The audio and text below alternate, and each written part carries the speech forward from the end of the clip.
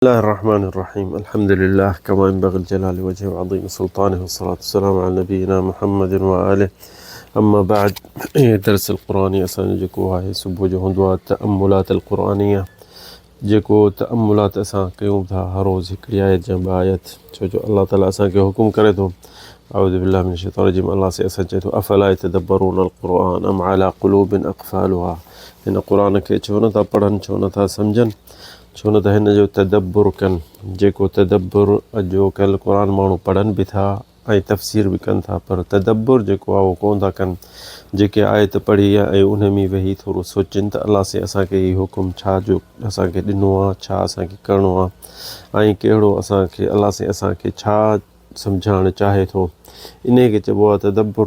ऐं तफ़सीर त सिर्फ़ु हूंदो आहे लफ़्ज़ जो माना, उहो इंसान आम जिते किथे ॿुधे बि थो तफ़सीरूं। त हीअ असांजो जेको तदब्बुर क़ुरान जेके हलक़ात आहे, हीअ असांजो हिसो आहे 167 ऐं अॼोकी जेका आहे सूरत अल अनआम जी असां तदब्बुर कंदासीं। आयत जो सूरत अल अनआम 50 आयत, जिथे अल्लाह ताला चए थो अऊज़ु बिल्लाहि मिनश शैतानिर रजीम क़ुल ला अक़ूलु लकुम इंदी ख़ज़ाइनुल्लाह वला अअलमुल ग़ैब वला अक़ूलु लकुम इन्नी मलक इन अत्तबिउ इल्ला मा यूहा इलै क़ुल हल यस्तविल अअमा वल बसीर अफ़ला ततफ़क्करून। हीअ आयत अल्लाह ताला अज़ीम क़ुरान में आई, सभु क़ुरान जो आयतूं अज़ीमन। त अल्लाह से असांखे हिते हुकुम छा जो थो करे, ऐं हीउ हुकुम नबी करीम खे बि आहे त तूं माण्हू पंहिंजे उम्मत खे ॿुधा। ऐं हीअ आयतूं असीं छो था आणियूं, इन्हनि जो मक़सदु असांजो इहो कोन्हे त असां नबी करीम जो शान घटि कयूं या गुस्ताख़ थियूं। अल्लाह से माफ़ करे, असांजो हबीब आहे, सईद अल कौनैन आहे, शफ़ी अल आख़िरत शफ़ी आहे असांजो आहे। ऐं पर नबी करीम खे जेतिरी मंज़िलत अल्लाह ॾिनी आहे ऐं असांखे बि ॾियणी खपे, एतिरो असां ते हुकुम अल्लाह जो, उहा असां माण्हुनि खे वाज़े करे ॾियूं। छो जो माण्हू जेके आहिनि सच क़ुरान में कोन था माण्हुनि खे सही ॿुधाइनि, उते रुॻो ॿुधाईंदे रुॻो शान नबी करीम जो, त माण्हुनि वटि शान नबी जो वधी एतिरो करे, छो जो अल्लाह जो सिफ़तूं नबी करीम खे ॾेई था छॾनि। ऐं इहो हिकिड़ो हद ज़ात ग़लति आहे, छो जो जेके अल्लाह जी सिफ़तूं अल्लाह वटि हूंदियूं, नबी जी सिफ़तूं नबी वटि हूंदियूं, सहाबनि जूं सिफ़ूं सहाबनि वटि हूंदियूं, अल्लाह जे वलीअ जेके उन्हनि जी सिफ़तूं उन्हनि वटि हूंदियूं। बाक़ी असां हूअ हुनखे ॾेई छॾियूं, हू हुनखे मथे करे छॾियूं, सहाबी खे नबी खां मथे करे छॾियूं, नबी खे अल्लाह सां गॾाए छॾियूं। त इहो हिकिड़ो ग़लति अक़ीदो आहे मुस्लमाननि वटि ऐं फैलिजी वियो आहे तौबा। तंहिंजे करे हिते असीं उहे आयतूं आणियूं था त नबी बि बशर आहे, इंसान आहे, अफ़ज़ल बशर आहे, नबी आहे, पैगम्बर आहे, असांजो ताज आहे। पर इहे उनखे एतिरो मथे नाहे करिणो जो अल्लाह जी सिफ़तूं उनखे ॾेई छॾियूं। न बशर आहे हिते अल्लाह साईं जीअं असां पहिरियों ॿुधायो त जिथे बि क़ुरान में अचे क़ुल जो लफ़्ज़ अचे त यानी या मुहम्मद, अल्लाह जो हुकुम आहे नबी करीम खे त तूं पंहिंजे उम्मत खे ॿुधा। त हिते बि सूरत अनआम में 50 आयत में हिते चए थो त क़ुल, ओ मुहम्मद तूं चओ, क़ुल ला अक़ूलु लकुम इंदी, तूं चओ त मां तव्हांखे कोन थो चवां त मूं वटि अल्लाह जा ख़ज़ाना आहिनि, इंदी ख़ज़ाइनुल्लाह, मूं वटि अल्लाह जा ख़ज़ाना कोन्हनि, वला अअलमुल ग़ैब, ऐं मूंखे इल्मुल ग़ैब बि कोन्हे। छो जो माण्हू घणा उते छा चवंदा, नबी करीम खे इल्मुल ग़ैब आहे। ऐं काफ़ी असीं उते मौलाननि खां असीं ॿुधो इहो लफ़्ज़ त चवंदा त इल्मुल ग़ैब नबी करीम खे आहे, ऐं इहो ग़लति आहे। छो जो क़ुरान असां सभु शइ खां मथां अल्लाह जे क़ुरान ते असीं हलंदासीं। अल्लाह साईं हिते ॾिसो ख़ुदि चए थो ऐं हर जॻह ते चए थो क़ुरान में। हिते छा थो चए, क़ुल ला अक़ूलु लकुम इंदी ख़ज़ाइनुल्लाह, मां तव्हांखे इहो ॿुधायां थो त मूं वटि अल्लाह जा ख़ज़ाना त कोन्हनि, त वला अअलमुल ग़ैब, ऐं मूंखे इल्मुल ग़ैब जी बि ख़बर कान्हे, वला अक़ूलु लकुम इन्नी मलक, मां इहो बि तव्हां कोन थो चवां त मां मलाइका आहियां। छो जो मलाइका जेके आहिनि उहे पंहिंजे शान में आहिनि, उन्हनि खे अल्लाह साईं कंहिं कम जे लाइ पैदा कयो आहे। वला अक़ूलु लकुम इन्नी मलक इन अत्तबिउ इल्ला मा यूहा, मां त अल्लाह जो वही जेको अचे थो जिब्रील जे ज़रिए मूं ॾे अचे थो, जेको मूं ॾे हुकुम अचे थो, जेको मूं ॾे अल्लाह जो हुकुम अचे थो, मां उन जो ज़िमेदार आहियां त तव्हां ॾे पहुचायां। इल्ला मा यूहा इलै क़ुल हल यस्तविल अअमा वल बसीर। हाणे हिते अल्लाह साईं मिसाल ॾिए थो त चई न, वरी बि हिते क़ुल जो लफ़्ज़ अची वियो त चओ त अंधो जॾो जेको अखियुनि खां, ऐं जेको बसीर जेको अअमा वल बसीर, जॾो ऐं जेको नज़र जेको ॾिसे थो, उहे हिकु जहिड़ा थी सघनि था। अफ़ला ततफ़क्करून, छो नथा सोचो, छो नथा तव्हां इन ॻाल्हि में थोरो तदब्बुर कयो त यानी अंधो ऐं सॼो हिकु जहिड़ा न आहिनि। इहो हिकिड़ो अल्लाह साईं मिसाल ॾिनो आहे। इन जो मक़सदु उलमा चवनि था त यानी इहे शयूं जेको न सम्झंदो त ईअं सम्झ अंधो आहे। इहे शयूं जेके हिते सभु अची वियूं त कुल अकूनु लकुम इंदी ख़ज़ाइनुल्लाह, चओ पंहिंजे माण्हुनि खे, पंहिंजे उम्मत खे त मूं वटि अलाह जा ख़ज़ाना कोन्हनि। वला आलमुल ग़ैब, ऐं मूंखे इल्मुल ग़ैब बि कोन्हे। वला अक़ूलु लकुम इन्नी मलक, मां मलाइक त कोन हा जो अलाह जेको मलाइकनि खे हुकुम ॾिनो आहे त उॾामी वञे ॾे करे हीअ कमु कर, त उहे मां मलाइक बि कोन हा। इन अतबिउ इल्ला मां त सिर्फ़ु पैगम्बर हा, तव्हां ॾे हिकिड़ो पैगाम पहुचाइणु मुंहिंजो कमु आहे। त हल उन खां पोइ वरी इत्तबिउ इल्ला मा युहा इलैहि क़ुल हल यस्तवी, उन खां पोइ वरी क़ुल जिन में लफ़्ज़ अचे थो, वरी बि चओ पंहिंजे उम्मत खे हल यस्तविल अअमा वल बसीर, जॾो जेको अखियुनि खां ऐं सॼो जेको ॿई हिकु जहिड़ा थी सघनि था, इहे नथा थी सघनि। ॾिसो न, इन्हनि जो सभु कंहिंखे ख़बर आहे त इहे ॿई हिकु जहिड़ा नथा थी सघनि। अलाह साईं नबी करीम सल्लल्लाहु अलैहि वसल्लम इहो ॿुधाए थो त तूं मुशरिकनि खे बि इहो चओ त मूंखे मफ़ातिहुल ग़ैब जो इल्मु कोन्हे, यानी इल्मुल ग़ैब मूंखे कोन्हे, जो तव्हां माण्हुनि खे चवंदो त नबी करीम खे इल्मुल ग़ैब आहे। उहो शिरक मां हिकिड़े मां निकिरी वरी ॿिए बि पइजी वेंदा। त मुशरिक जेके अॻमी भूतनि जी वसीलो वठंदा हुआ ऐं उन्हनि खे अलाह जे विच में वास्तो करे सम्झंदा हुआ, उहो शिरक मां उन शिरक मां बची हाणे वरी ॿिए शिरक में पवंदा। त नबी करीम जी मर्ज़ी आहे, नबी करीम जी रुगो जेके शइ घुरंदो अलाह सां उनखे ॾींदो, अलाह सां ऐं उनजे हथ में आहे, हू सभु शइ ॾेई सघे थो ऐं हू उनजी जीअं चाहे ईअं थींदो, ऐं उनखे इल्मुल ग़ैब आहे। यानी हिकिड़े शिरक मां निकिता वरी ॿिए बि शिरक में अची पवनि था। त अलाह ताला इहो नथो चाहे त हिकिड़े शिरक मां भूतनि जे मां निकिरी वरी मुहम्मद सल्लल्लाहु अलैहि वसल्लम खे शिरक में शामिलु कनि। तंहिंजे करे हिते अलाह ताला नबी करीम खे ॿुधाए छॾियो त चयईं त मूं वटि अलाह जा ख़ज़ाना कोन्हनि ऐं मूंखे इल्मुल ग़ैब बि कोन्हे, मां त सिर्फ़ु पैगम्बर आहियां, तव्हां ॾे हिकिड़ो रिसालो अलाह जे तरफ़ां पैगाम मां तव्हां ॾे पहुचाइण वारो आहियां, ऐं इहो मां तव्हांखे पहुचाईंदुसि त शिरक खां बि बचो।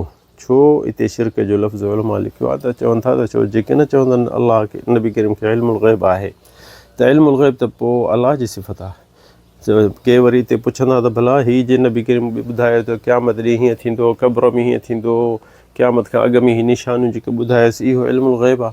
न, इहो इल्मुल ग़ैब न आहे। इहे इल्मुल ग़ैब जो लफ़्ज़ जो माना जो मक़सदु इहो आहे त जंहिं शइ जी सिर्फ़ु अलाह खे ख़बर हुजे। हाणे जेॾीमहिल अलाह हिकिड़ी शइ जिब्रील जे ज़रिए मोकिले थो त उहा इल्मुल ग़ैब मां निकिरी वई, उहा ग़ैब असांजे लाइ आहे। त असां चवंदासीं यार असांखे इन शइ जी ख़बर कान्हे, पर अलाह ॿुधायो जिब्रील खे ऐं चईंसि वञी मुहम्मद सल्लल्लाहु अलैहि वसल्लम खे ॿुधा। हाणे टिनि माण्हुनि खे ख़बर पइजी वई इल्मुल ग़ैब, त इहो न थियो, इहो थियो इल्मुल ग़ैब मनक़ूल, अलाह जे तरफ़ां हिकिड़ो नबी करीम खे ॿुधायो वियो त भाई हीअं थींदो हीअं थींदो। माण्हू हिकिड़ो मिसाल जे ज़रिए तव्हांखे ॿुधायां, हिकिड़ो माण्हू तुंहिंजो दोस्त हुजे या वॾेरो हुजे, उन तोखे उहो चए न यार अचु तूं फलाणा, तूं मूंखे ॿुधा त मुंहिंजे दिलि में छा आहे। त हू चवंदो त मूंखे त ख़बर कान्हे तुंहिंजे दिलि में छा आहे, अलाए छा तूं करणु चाहीं थो छा न, पर हू जे जेॾीमहिल तोखे ॿुधाईंदो त भाउ हिन ॿनी जे बारे में मां मस्जिद या मदरसो ठाहिणु चाहियां थो, त हाणे हुनजे दिलि में जेॾीमहिल उहा शइ हुई त उहा इल्मुल ग़ैब में हुई, सिर्फ़ु अलाह खे उन माण्हू खे ख़बर हुई, पर जेॾीमहिल ॻाल्हाई त उहो इल्मुल ग़ैब ख़तमु थी वियो। हाणे इहो जेको इल्मुल ग़ैब तोखे बि पहुचायो हुन तुंहिंजे वॾेरे या दोस्त, त हाणे उहो इल्मुल ग़ैब त कोन्ह थियो, उहो तोखे बि ख़बर पइजी वई। हाणे इहो इल्मुल ग़ैब मनक़ूल, हुन ॿुधायो तोखे।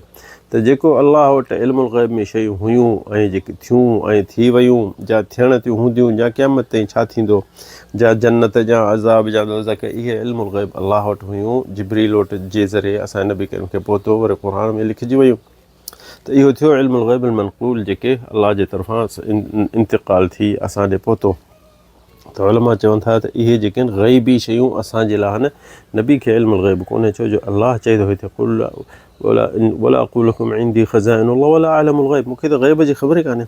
ऐं जीअं ग़ैब जी ख़बर हुजे त नबी करीम खे तकलीफ़ूं छो थी ॾिसे हिन दुनिया में।